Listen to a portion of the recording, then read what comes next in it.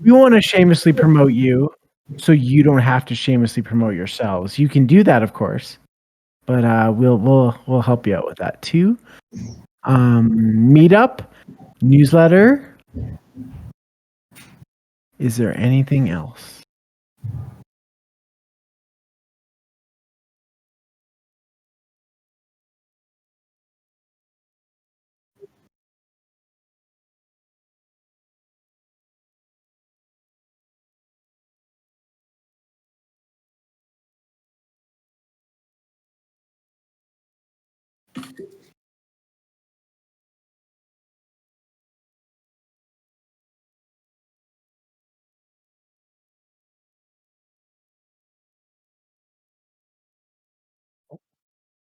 Also, and yes, stay tuned to our social media because members of the Calgary Game Developers Association were recipients of the Digital Alberta Ember Awards. So we are going to highlight those awesome winners and their accomplishments because we are a bunch of cool, creative. I really like cool and creative, and I also like alliteration.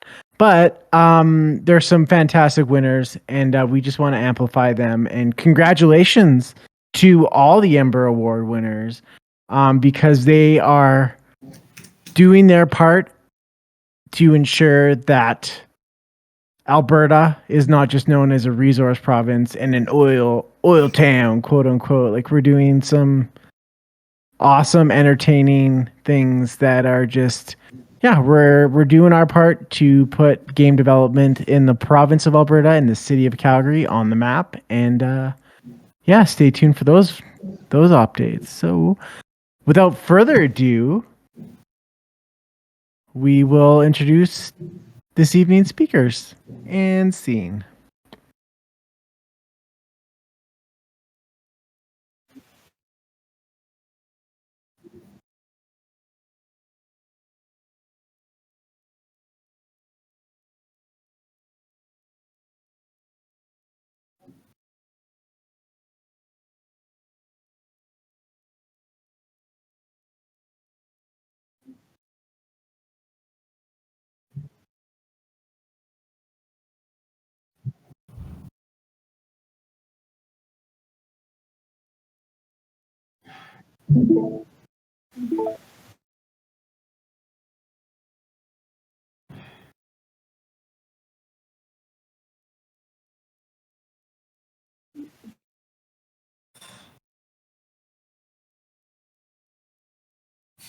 Awesome. Oh, do we want to go with the introductions first and then we jump into the presentation? Sure. Okay. So I'm just going to start. My name is Christian Jacob. I'm a professor at the University of Calgary in the Department of Computer Science. I'm also the head of the department for the last 4 years. And as part of that, it's my pleasure to really work on new programs, and I'm going to tell you a little bit about other programs. I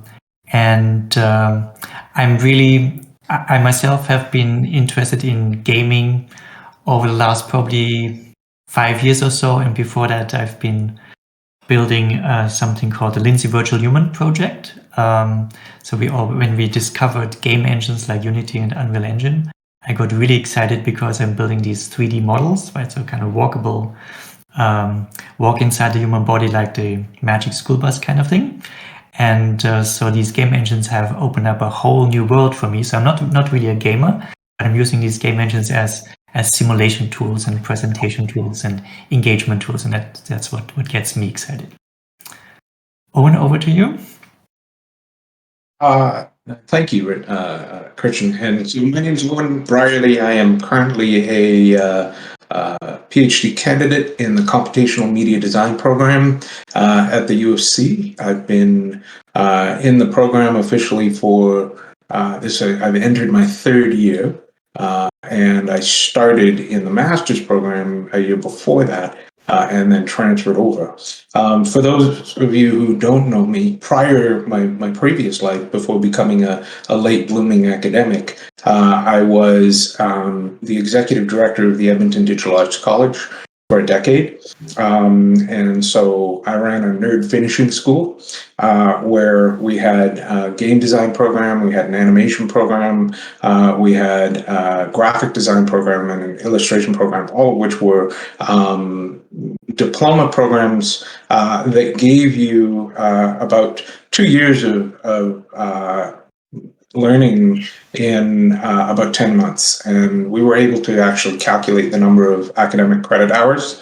And we were on par with programs like what McEwen would offer for their diplomas. And so my world is in game design research, and I work in Unreal.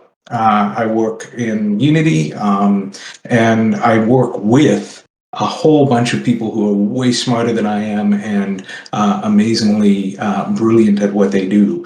And one of those people that I get to work with is Christian. I work with him in his Lindsay Virtual Human Lab.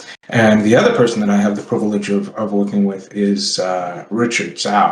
And he's recently joined the UFC from Penn State University. So over to you, Richard. Thanks, Owen. Hey, everybody. So I'm Richard, and it's great to be here, and it's great to talk to all of you. So I am an assistant professor at the U of C. I actually did my grad school at the University of Alberta. So, and I work on games. For my grad school, I basically worked on implementing AI in games to make games more engaging. And here at the U of C, I'm still working on games. My research mainly focuses on serious games. So, using games for the purpose of training and education. And it's so exciting to be here to talk to you about our new initiative, which is our graduate program in game production. From one to the other.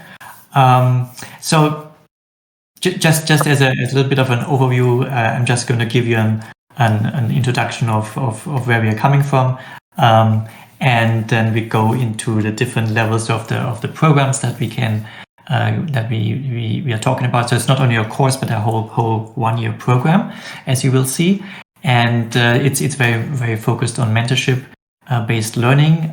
So that's also where you come in. So then we talk a little bit about how we integrate people from what we call industry, right? So people outside, from our community, and make them partners in our teaching and learning.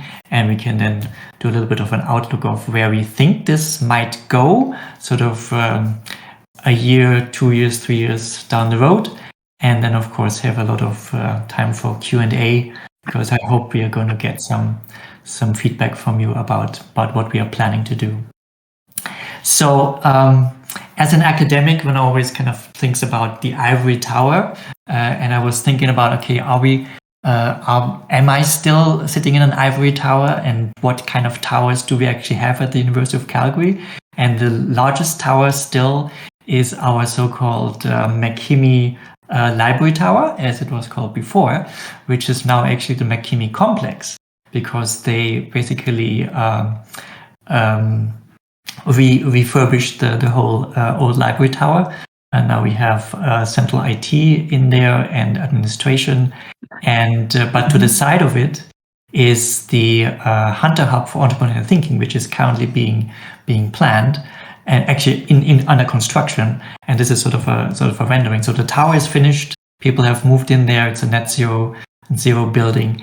And to the right is this hub for entrepreneurial thinking. And I wanted to show you this because it actually also demonstrates that at the UFC, we actually don't have ivory towers anymore. On the contrary, we actually have now written on our flag of the university that we are the youngest entrepreneurial university. So really, really embrace reaching out to the communities, getting industry involved, so the real world, right, and sort of bringing this work-integrated learning aspect into our courses, so that students are actually prepared for the jobs out there, and not just studying something that's that's disconnected from the real world. So the actual library that was moved out of this old library tower is now in this digital, or has been for quite a while now, in this Taylor Family Digital Library. And it's called a digital library because it has almost no books. Books are actually shipped in from the central storage, but it's filled with interactions, and it has a cafe in there, and a coffee shop, and lots of computers for students to work with, but mostly connection spaces, right? So kind of people can book rooms or sit in lounge areas and really work with each other and sort of cross-pollinate and across disciplines. And so that's our sort of flagship on campus. It's right in the middle of the campus. I don't know whether some of you have been there recently. It's almost seems like now during COVID times, some of us from my colleagues say, "Oh, I just came to the campus and there was a new building." Ooh. And this is actually one that is currently under construction. Right? This is part of this Hunter Hub for Entrepreneurial Thinking. And as you can see, the design is pretty open. So on the right, you see actually there's I think I took this picture in January, beginning of January. So it's almost, but it's getting there. And will be a nice glass building for people to really interact. So we hope that part of that program will also be finding a home in this building, because it's made for making all these connections and being a hub for these professional programs. So talking about professional programs, they are actually helping us to build these learning communities. So when you go to cpsc.ucalgary.ca, you actually land on our computer science homepage. And when you just scroll down a little bit, you see all the programs that we offer. And as part of those, we have these, what we call professional graduate programs. And they're relatively new. So we've started them originally about 3-4 years ago with a data science professional program. And the original idea really was to look at typical oil and gas engineers. Now they have to find a different industry to work in, but they have, of course, skills. So how can we cross-skill them or upskill them, and now basically look at the data as the new oil?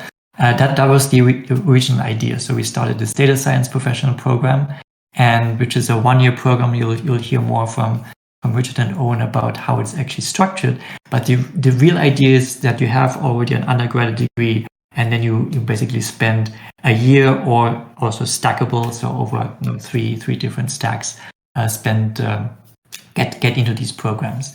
And not going to go into the details. I just wanted to basically outline that it's part of the new approach, new scholarship at the University of Calgary, where we offer these different programs in addition to our undergrad program, which is still sort of a 4-year commitment, and that's good because you really want to get deep into specific areas like computer science, but then also have these from what we call micro credentials to these certificate, diploma, master's programs. And this is just one example that we are doing. It's going to be our 3rd one from computer science. And so Richard, I think, is going to tell you a bit more about it, how it's actually going to look like. All right, so this diagram you're seeing here is an overview of our game production program. It has 3 components. So there is a certificate, a diploma, as well as a master's degree. These are meant to be programs at the graduate level. So essentially, they're open to applicants with an undergraduate degree. The reason we are doing this is because Calgary has a lot of potential for the game industry. Now, we have a lot of talented individuals who have skills either in computer coding or in creating arts or in running a business, but they may not necessarily have the knowledge of taking those skills and apply them to the game industry. So what we are seeing here is that we are providing these talented individuals a pathway into the game industry by essentially telling them how they can apply their skills to effectively in the game industry. So As part of this professional program, there are multiple pathways. So, the certificate is an entry point, and then they can, after the certificate, they can move on to the diploma. After the diploma, they can move on to the master's degree. So essentially, that provides ongoing professional development over a period of time. And this is important because a lot of people are already working or they have other commitments. They may not be able to commit full time to this program. So we want to provide the flexibility for people to be able to complete this program while working on something else. The master's degree here is an actual master's degree, right? So it is what we call a professional master's degree. In that, it's combining the value of an academic scholarship with the power of the industry, because really we want this program to be able to train people who are ready for the games industry. Next slide, please. Thank you. So the three parts of this program are the certificate, the diploma, and then the master's degree. The certificate is the first part. So there are 4 courses you take as part of the certificate. If you do this program full-time, that will just be the first 4 months. So the first 4 courses are programming in a game engine, story and design, media, so that's art, as well as business practice. We can see that for game development, you really have to understand all these different areas in order for game studio to be successful.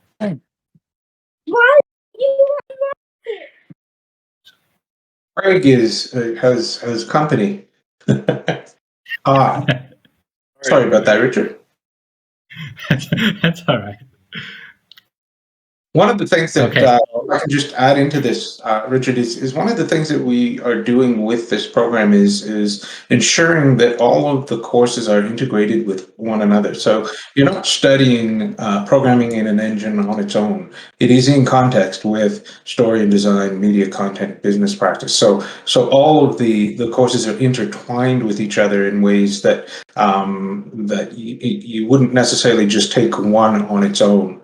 In a discrete spot, there is a need to work almost holistically with all these courses. Sorry about that, Richard. No, it's great. That's a good comment there. So we really want students to understand all the aspects of game development, so that after completing a certificate, they have an understanding of how the industry actually works. And the next part of the program, if they wish to continue from the certificate, is a diploma. That is essentially another 4 months on top of the certificate, where we get students to really focus on a specific area, a specific role that they will want to do in the industry. So in this case, there will be a set of courses that the students can pick. So they will need to pick 3 courses from a set of courses that we offer here. Essentially, tailor the skills to a specific role, right? So if you want to be a game programmer, then you want to take courses that are more programming oriented. If you want to be a game artist, then you want to take courses that are more arts oriented, etc. So after they have their focus, there will be a capstone course to finish everything off. So we really want everybody coming off the diploma program to get together in a group, as what you will be doing in the industry. You'll be working with different people. So, a programmer will be working with an artist, will be working with a designer, will be working with a manager of a group. And then you will all be working on some game together within that environment. So we really want this experience to essentially to mimic what the industry is like. And we really want to prepare these students for the industry. Okay, next slide, please. All right, so the last part of this program, should students wish to continue after getting a diploma, is our master's degree. We call it the Master of Game Production. So that is another 4 months on top of the diploma. So that will be 12 months in total to get your master's degree if you work full time on this. And the third semester is devoted to the integration of learner with the direct game industry work experience, right? So this is what we call the work integrated learning, where the students will be working with industry partners, industry mentors on a project that is determined with the industry mentor. So there are some options the student can take. They can work in what's called an industry internship. So, that will be like what you would expect in an internship, where you work for an industry mentor. Or you can choose to have an entrepreneurship experience. So in this path, we are really getting our students to be ready to be an entrepreneur in the game industry, starting their own studio. How would you set up a studio and manage a studio on your own with perhaps a few people? And we want to get them ready for that, right? So essentially all these work experience are getting students ready for the industry, whether they go work for a larger game studio or create a game studio themselves, right? So, and then we want all these work experience to be mentored by one of our faculty members here. And then we want industry veterans, so professionals already in this industry, to provide feedback along the way. And that essentially completes the entire master's program. So here, as you can see, with a certificate, we get them started with all the areas of game dev. With the diploma, we get them to specialize in the area they want to work in. And then the master's provides them with that industry experience. Awesome. Shall I take over? Yes, please. Thanks, Richard. So I'm going to talk a little bit about the sort of philosophical approach that we took to designing this program, because one of the big things that we wanted to ensure at the outset was, are we modeling best practices when it comes to the game design industry, and are we behaving in ways in the classroom that resemble what a game studio work ethic, a game studio collaborative effort, a game studio autonomous work ethic looks like. And so how do we help students come from an undergrad experience and transition them into a space where they can become contributing members to a team, and in particular a game industry team, because we know, as we all know, that games are a unique beast when it comes to not just what you do, but how you do it. And so we looked at things like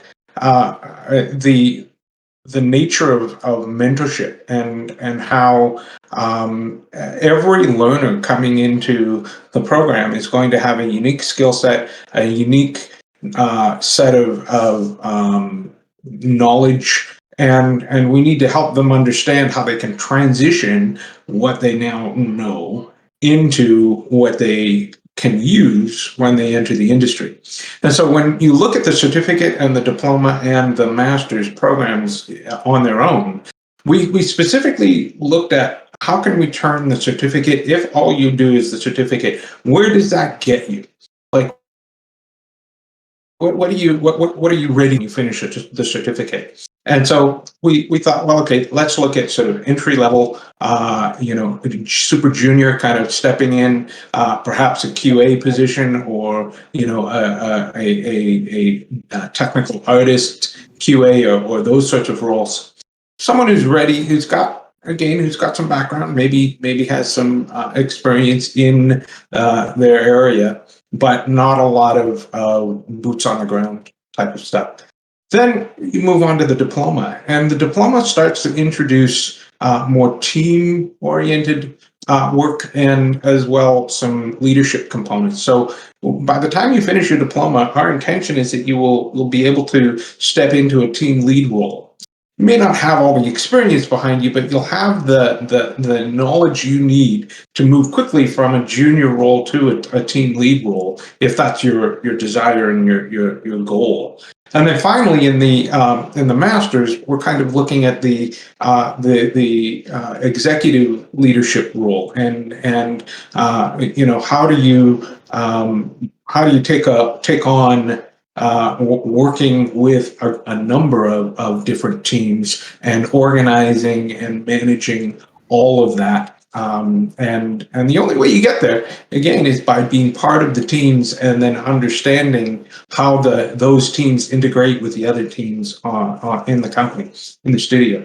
So when we look at our learning model, a lot of the work that we're doing is what we've referred to as ask, or looking at attitude, skills, and knowledge. And through mentorship, we work individually with the students to assess where you're at today, where do you need to be to get into the industry, and how can we help you get there.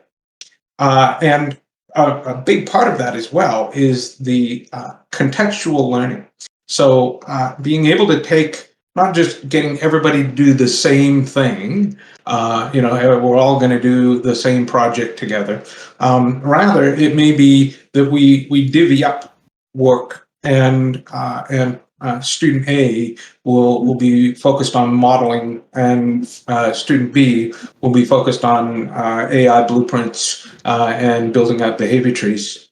And what that does is it starts to build a level of autonomy on the individual's learning, and it starts them getting thinking about, well, what is it that I need to do in terms of my ongoing professional development and my adaptability and my ability to be, as Derek referred to it from Key Software, he said, we're looking for agility and not agile from that. Yes, agile and Scrum and all that is fantastic, but the agility of the brain, of the mind, and a lot of that comes with a sort of a well-developed practice of what is called just-in-time learning. We all know what that means, right? You hit a situation, you got to figure something out, you got a day to do it, and you're going to take what you know and maybe a little bit of what you're learning, and you're going to have to implement that and make it happen. That's the iterative nature of game development.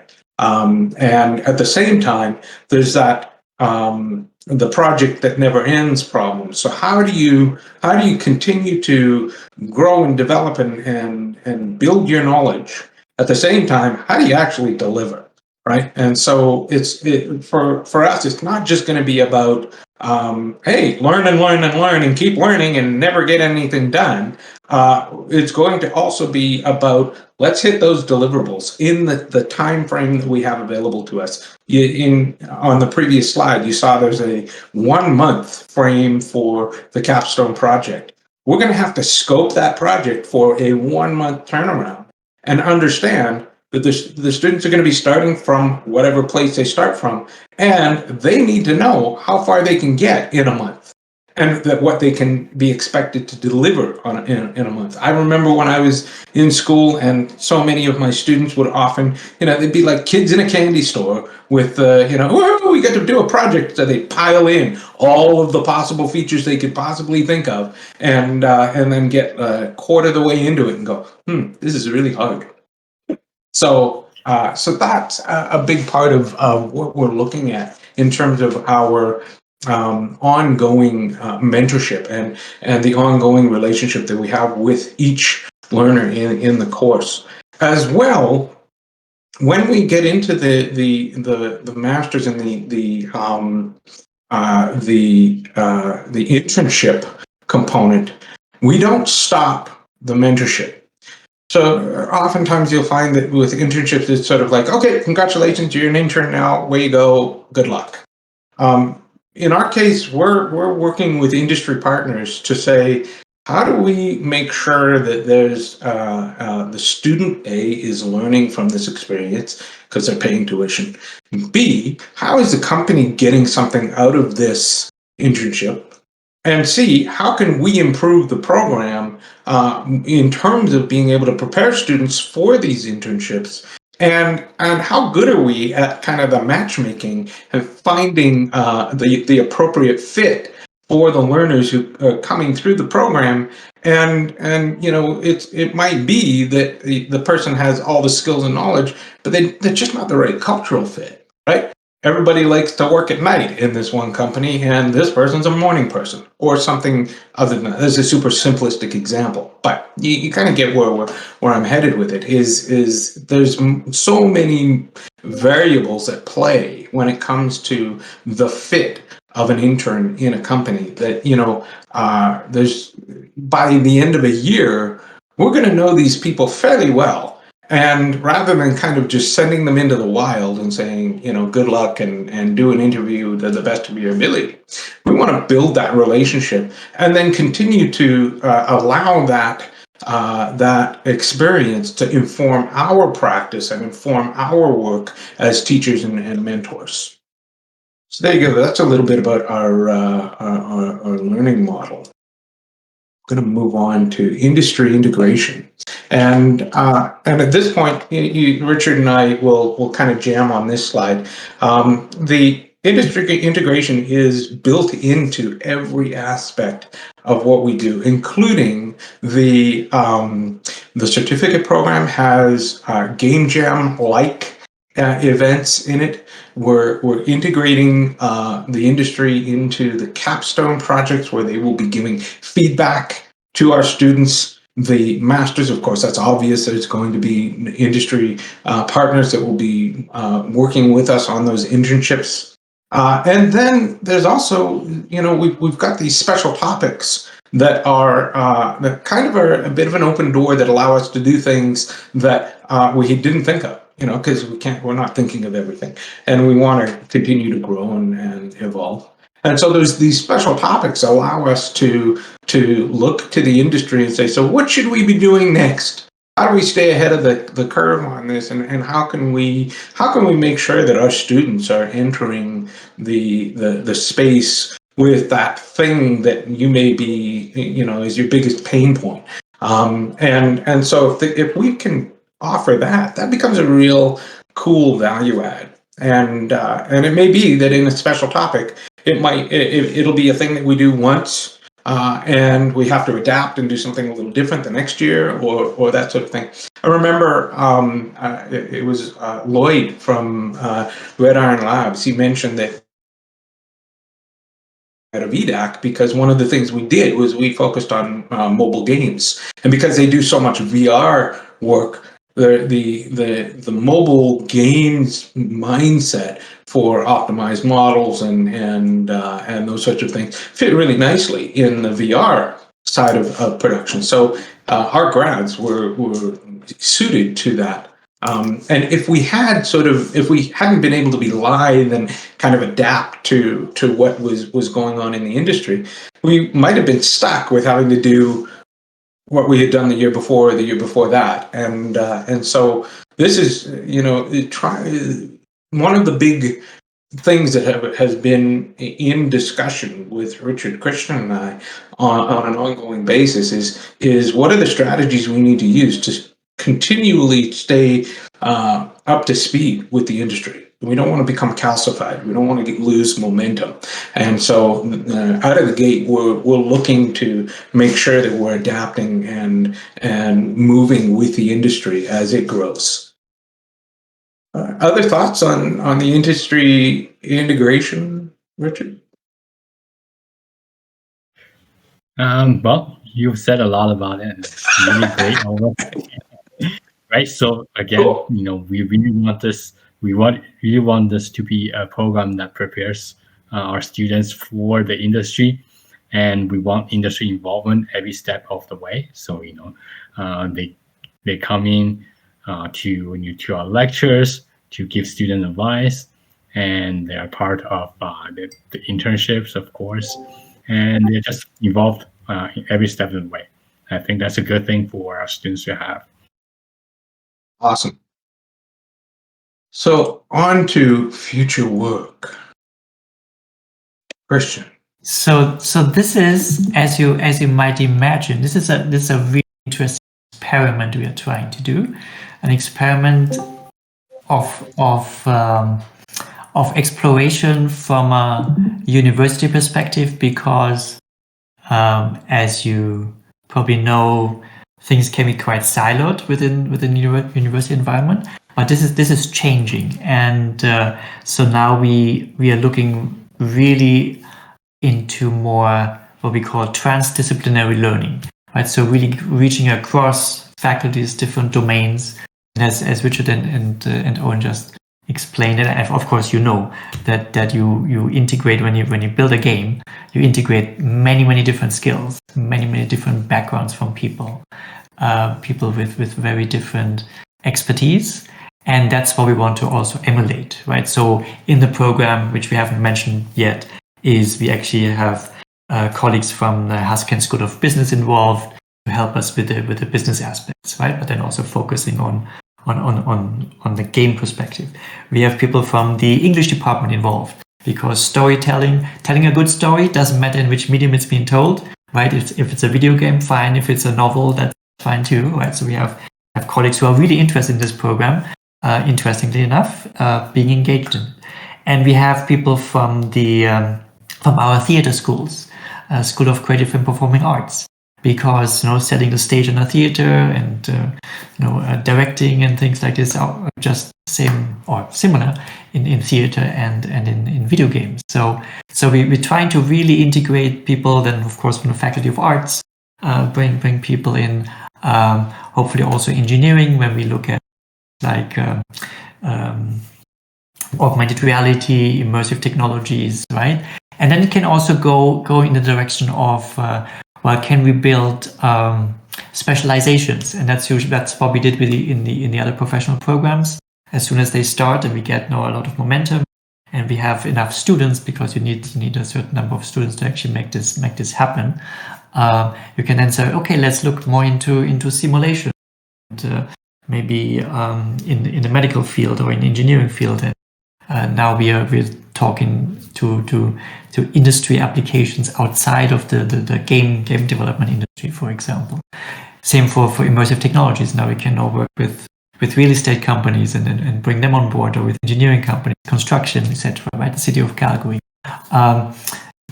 Richard is very interested in artificial intelligence in games, right? So, and there's a huge effort from a computer science AI perspective to use games as simulators, as exploration tools, right? To gather data, to create more test data and things like this. So hugely interesting areas, and they will be big. They will never go away. They will just become bigger, because machine learning, of course, is already big with deep learning and AI, and especially in Alberta, is going to have and already has a really big momentum. That's just going to increase.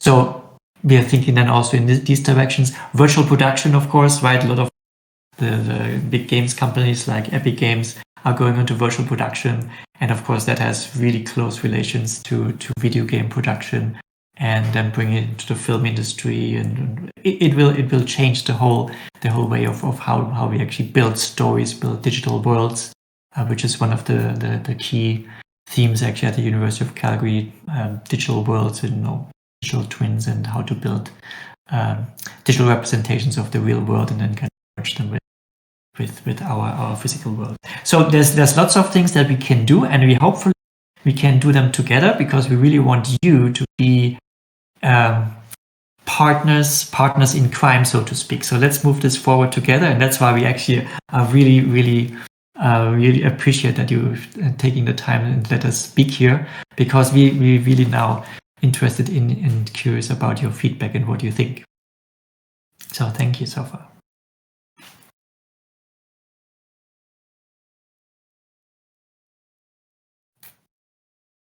I'm going to stop sharing my screen, because this is not an interesting slide. There we go. Awesome.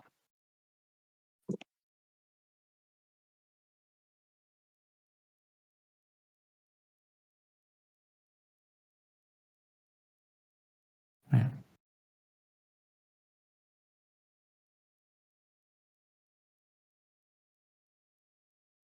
Yeah. So it will probably not start before 2023. because it has to go approval at the university itself, and it has to actually be presented to the government of Alberta. They have to look at it and then approve it. That usually takes half a year or so to go through the whole process. So that's why I'm saying, okay, it's not going to be this year, not this September for sure. We might do another test course, but it's not going to be the whole program. But then as soon as we say by the end of the year we get the go-ahead from the government, then we would start to really put things in place. So I would think realistically September 2023 we're going to have that program on the books.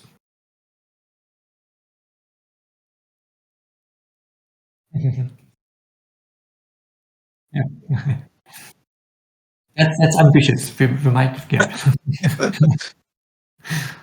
Because we have to also get the students, right? The students have to do their applications, and we have to go through the applications. So it's quite an involved process, and just setting up the infrastructure and really getting the partners on board, and then say, okay, how are we really going to do it? So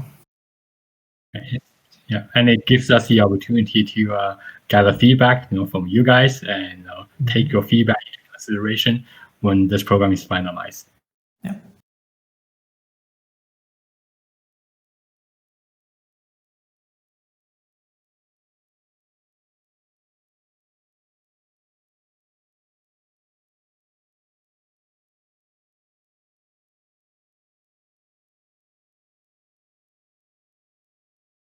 Mm-hmm.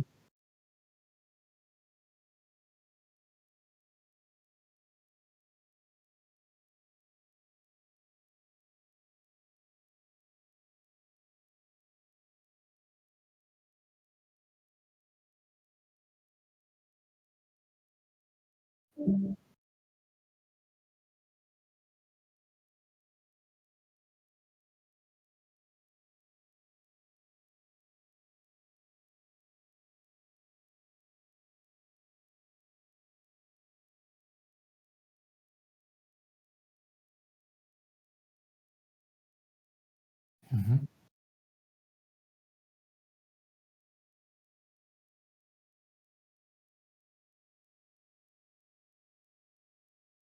Yeah.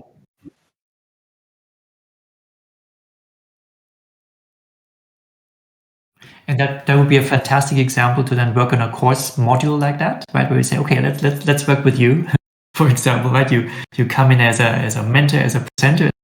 Here is what we can work on, and then maybe bring in some colleagues from our theater department, and say let's figure out something. I had a master student who was working on virtual theater, so using the HoloLens and then doing stage design and things like this, and that was hugely interesting, right? So both from a computer science technology perspective as well as from a theater perspective, and we all learned so much. She was actually a lighting designer at the time, and then sort of moved into the realm of virtual augmented theater.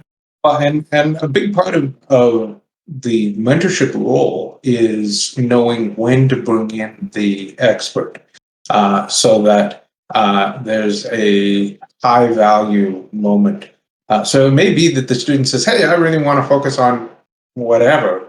And we will look at that student and say, great, okay, awesome. Here are the things that you need to learn to get to the place where it makes sense to bring in an expert and have them work with you directly.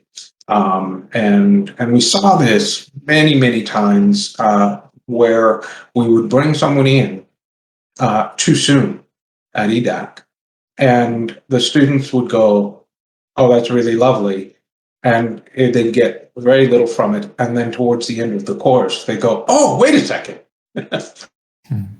Right? And so for us, it was the case of, okay, let's, as much as you're hungry for that experience, you kind of have to pay your dues and learn how to do the things that gets you to the place where you can actually work with a master. And because the other part of this is the subject matter experts, the pros who we're bringing in, we're not going to expect that they are excellent at teaching and learning. Their job is not to be a teacher. Their job is to be a powerhouse in the subject matter area that they are an expert in. So our job as teachers is to get the student ready to be able to receive that fire hose of input, right? And not just have it blow them away. And so our role as mentors is to understand students' learning needs better than the students might know it themselves.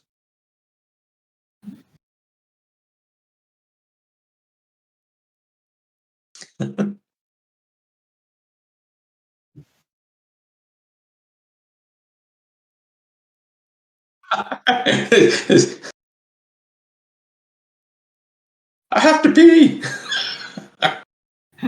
I will. Coco. I'll take over if I Hey, must. Steve. Hola. One thing that you mentioned in the presentation that really struck to me, because I am a alumni from Mount Royal University, and I graduated with a Bachelor of Applied Communications in the field of public relations. What a mouthful, I know. But one of the key elements of that program was the like a workplace. We called it a directed field study. So we actually had 2 full semesters of paid work experience where we could actually apply the stuff that we've learned to our craft, being public relations and communications. So working within the master's program, I really think that that tangible benefit of actually being in game design and working on what your niche would be in the industry really benefits it. And I just wanted to know kind of what was the motivators behind implementing that into the curriculum or the program. The proof's in the pudding. How can we say that you've got a master's in anything if you can't actually do it? And so, our job at that point is now you've been through the certificate, you've been through the diploma. You don't get to the master's semester unless you've proven that you've got the attitude, skills, and knowledge needed for a diploma level, right? So you start there, and by getting people to say, okay, go and do the work. You are now responsible for your own professional development. We're going to continue to guide and help you, but much like what happens at the master's level in sort of the already existing programs, there's a certain degree of grad students are expected to be autonomous learners. Right, you're not spoon fed anything in grad school. Right? It's a sink or swim kind of world, and you're ready for that. When you go into grad school, you're ready for that experience.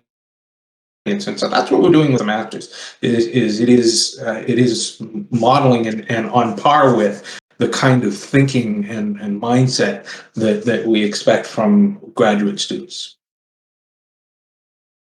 Thank you.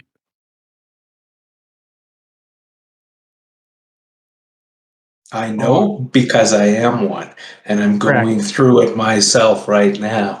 I'm just going to say, well said, Owen. Thank you.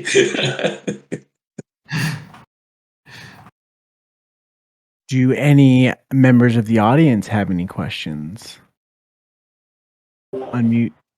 Oh, and there's something in the presentation chat. So I have a question. Okay, cool. So I work in a different field still in computer science, but I work full time. Will it still be able to combine the two, especially if I want to go towards the master to do the internship and still work a full-time position, or maybe take a day off from work and do the internship? Would that still be a possibility? Is your full-time job related to games? No, right now I'm a technical lead for mobile development. I see. So in that case, maybe we can work out some sort of special arrangement where you either work part-time for a longer period in order to fulfill the requirement of the industry internship of the master's, or something else that we can work out. Right. So this program we are proposing here is designed to be flexible, so that if you can't commit full-time to the program, you can complete the program in a longer period of time in a part-time capacity. Okay, that sounds great.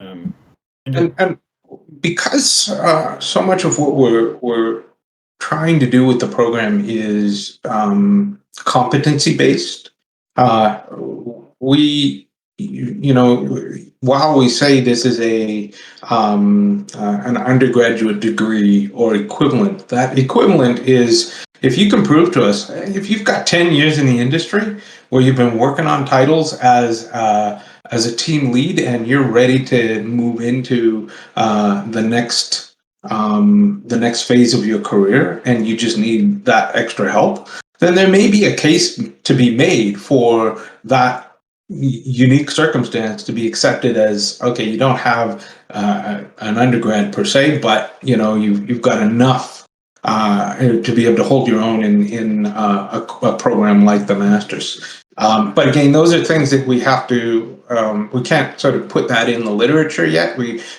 have to kind of take those on a case by case basis. But the spirit of it has been, at all the discussions we've been having, is we recognize, well, first off, games haven't really had a formal pathway for learning. It's always been, well, I'm doing computer science, or I'm doing an art degree, and I love games, and I'm going to work on games, and that's my passion.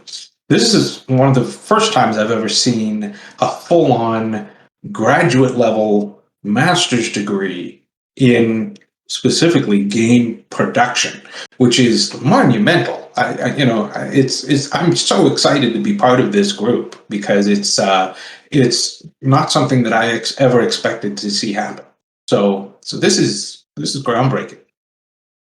That's one of the main reasons why, when I saw this meeting, I wanted to be a part and to ask questions, because I don't do game dev.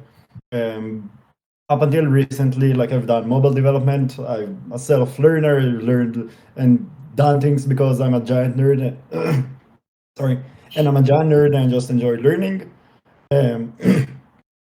And just a few months ago, I had some free time, and I just decided, let's learn C++ and start doing like 3D graphics. And I just thought it was extremely interesting. And I started searching, and I saw nothing concrete about learning how to make an engine, properly how to make an engine, or how to to actually build the tools yourself, and not, there are many courses out there about using pre-existing engine like Unity, but I'm a giant nerd and I enjoy understanding how the internals of whatever I'm using is actually doing.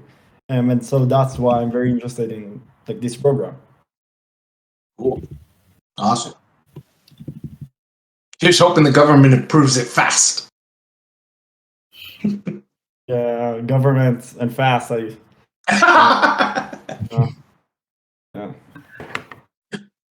Well, there have been, so actually the speed of governments has changed, especially regarding these kinds of programs, because we, as I said before, we did start a data science program almost 4 years ago, and for that it took us, I think, 9 months to get it approved from the government.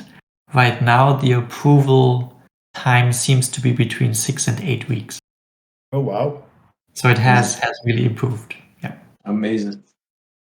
If you come with the right program, right?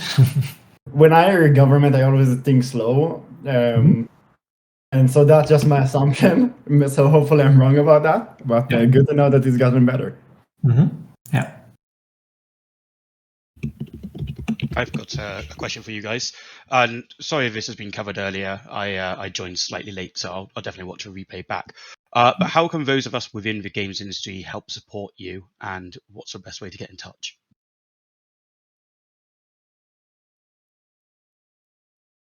Well, you can email either of us, and we can set up one-on-one meetings, and then basically figure out how much you would like to be involved, how much or how little you want to be involved. I mean, we never refuse any help with, whether it's setting up the curriculum, right, helping with mentorship, suggesting how this mentorship actually should look like, right, and getting really good insights from you, right, in this. It's quite a diverse industry, or different ways and different studios, and have different ways of achieving your outcomes. So for us, learning about that, and then helping to integrate it into the training environments, that would be fantastic. And we would also establish sort of a consultancy group. So in computer science, we have an industry advisory board that we consult several times during the year and say, well, we like this new course or this new program, and we would like to establish something specifically for this game production program.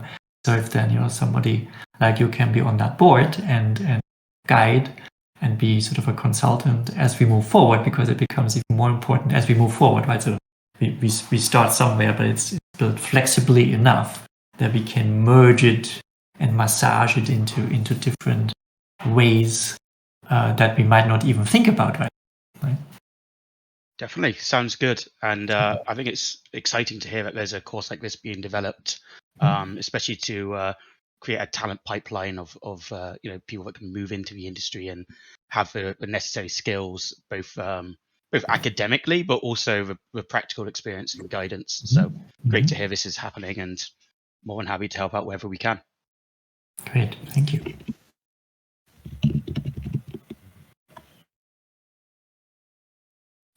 Hello. I just had two questions. With the students coming into this program are probably going to have a very diverse background, right? And some may be coming from an arts background, programming, and many different things. So when they first enter the, certificate program, how may a student with a particular background benefit from the area that is being taught, the same area? So let's say an art student comes in, right? How would they benefit from the media design course, when I guess that would be that course would also be designed to accommodate people that would not have that background, right? So a big part of it is we assess where each learner is at. So we want to see what they're capable of doing. And so if they arrive and say, I want to be a concept artist for games, and they're graduating from the computer science program and they've never drawn before, we need to have a long conversation about how we're going to get you to the place where you can start doing concept art. And even those who dabble in or have a hobby of illustration, that's not necessarily going to be enough to get you to the place where you've got the chops to do concept artwork. And so really it's charting the path from day one of where do you want to be in your career, and then how do we get you there? And we're not going to say don't become a concept artist. We're going to say here's the things you need to do based on your current skill set before you even bother spending any money on a program, an intensive, a year-long intensive like what we're offering. You have to kind of have to be. It would be unethical for me if I was a trainer at a gym and I had somebody walk in and say, I want to run a marathon in 5 weeks. And my first question would be, so how far can you run right now? Well, I can run to the end of the block. I'm like, 5 weeks isn't enough time for me to get you to run a marathon. You're going to have to do some stuff to be able to be ready for training you for that experience, so that when you show up and we have 5 weeks left before you run a marathon, then I can actually help you. Right. So really, this isn't just sort of, hey, come one, come all, we're going to take you from 0 to 100. We want to make sure that we're doing right by our students on day one and saying, okay, here's what we can do for you, given the amount of time that we have together. Awesome. That makes sense. So yeah, I guess it'd be like pretty personalized, right? That's the idea. Has to be. It has to be. Okay. Yeah, absolutely. And it's the it's not to take anybody's dreams away, but it's more the acknowledgement of the depth and breadth of the games industry. And how do you take what you can do and turn it into something that is transferable to the games environment? I was at the next conference, the augmented or the VR conference, the metaverse, the future of the metaverse conference that Lethbridge College put on, and this guy Matt. I forget his name. Anyways, he was a presenter, and he's currently working at Ubisoft in Quebec, and he's a history prof. He was actually at the University of Lethbridge teaching history, and Ubisoft hired him to be a historian who works on assessing and looking at the work that they're doing on, I believe it's Assassin's Creed, and figuring out where is the historical accuracy and what are the things we need to do to sort of find a balance between gameplay and suspension of disbelief and storytelling and the sort of historical aspects. And one example he used that was really interesting was the fact that the historically accurate Notre Dame in Paris doesn't look anything like what's in the game, because back in the day, they didn't have that iconic spire, but nobody recognized the Notre Dame because it was missing its iconic spire. And so that was sort of an interesting moment of, this is how someone who comes from a history background finds their way into the games industry. And so this is the kind of, and I know game studios are interested in finding those people, right, and finding those unique contributions to the team. And depending on the size of team that you have, of course, right, it's Ubisoft is kind of a big company. So yeah, it's an interesting, when we look at our learners and who's coming to us, we want to say, okay, what have you got, and how can we help you get where you want to go?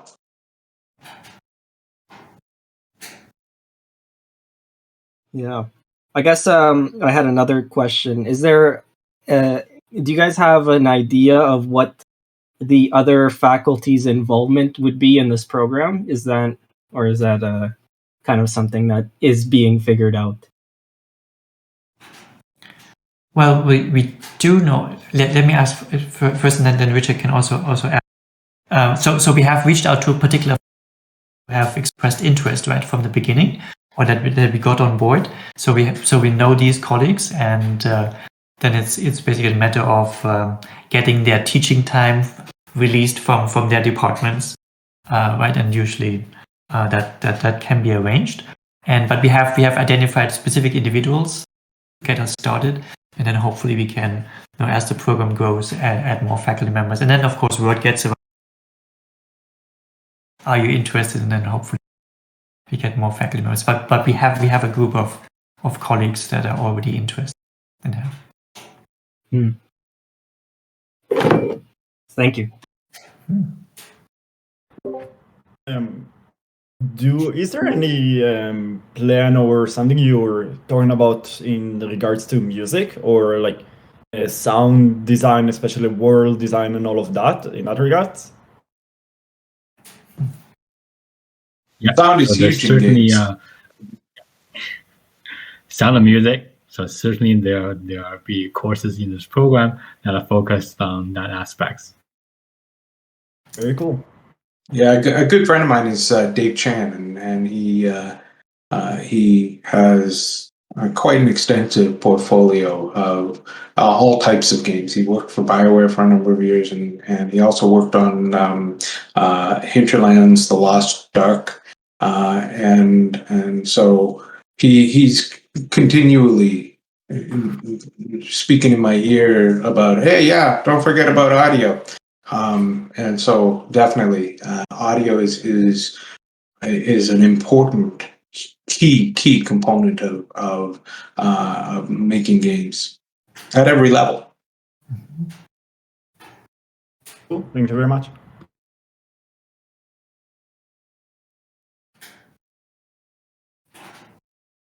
We actually have a faculty member in computer science who's looking at spatial audio and has been doing that for a few years, Jeff Boyd. And he's been working with a faculty member in the department, Friedemann Salis, who is now retired, but they still keep working.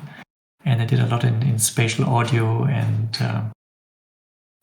then there are other connections to the music department who look into synthesizers and sound generation. And so, yep, there are some really cool connections. There's a lot of expertise on campus, and it's great to then help you use that expertise for interesting programs like game production, right? So for applications that they never had in mind.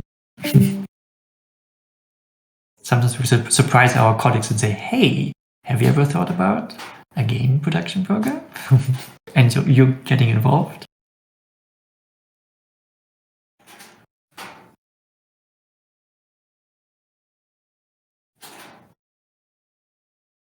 I think we're getting to the end of questions.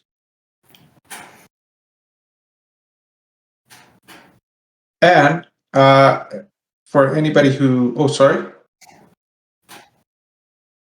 Oh, you got, okay. Cool. As a follow-up, I put the email addresses for Christian, Richard, and myself in the chat on the channel.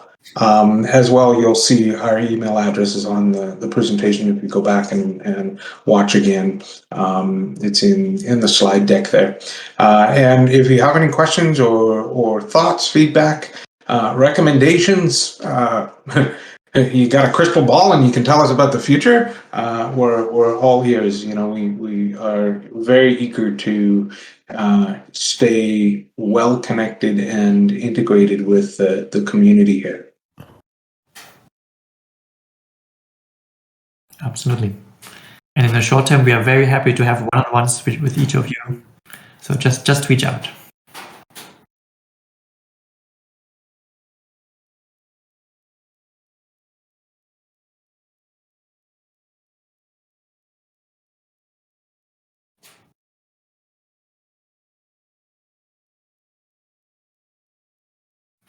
Thank you for having us. Thank you. Yes. Thanks for having us. For hosting us. Yeah, thank you. Have a good night, folks. Okay. Good evening. Have a good evening.